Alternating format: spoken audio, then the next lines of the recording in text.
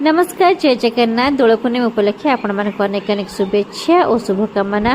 तो आज आम लास्ट ठाकुर भोग खाई आमर टोटाल 4 दल भोग खाइले। आपण मानक गाँव में सब केते भोग खाई केते ठाकुर तो निश्चित भाव में कमेंट करके जनइबे। आज आम बोधे प्रथम वर्ष बाहागर जोटा कि आम लेट्रे मंदिर जाइचु कारण आम कल रात नयगढ़ फेरला बेलू आमको लेट होता तो आम सकाल लेट्रे गलु सहित ठाकुर भी आसते भोग खायापे से सब देखिक आम लेट्रे मंदिर जाइलु। जहाँ भी हो मंदिर गहली थिला मंदिर रिटर्न कलु आसवा पर समस्त मिसिक ब्रेकफास्ट करूँ।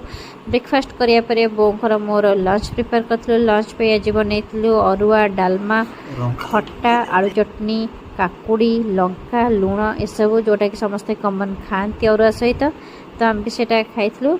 बाबा को जोर भोक हबार बाबा पे आग बाढ़ी देती आम समस्ते सहित जॉइन करूँ। जदि आज भिडियोटी आपको भल लगी था निश्चित भाव लाइक करेंगे शेयर करेंगे सब्सक्राइब करेंगे। रोचे जय जगन्नाथ।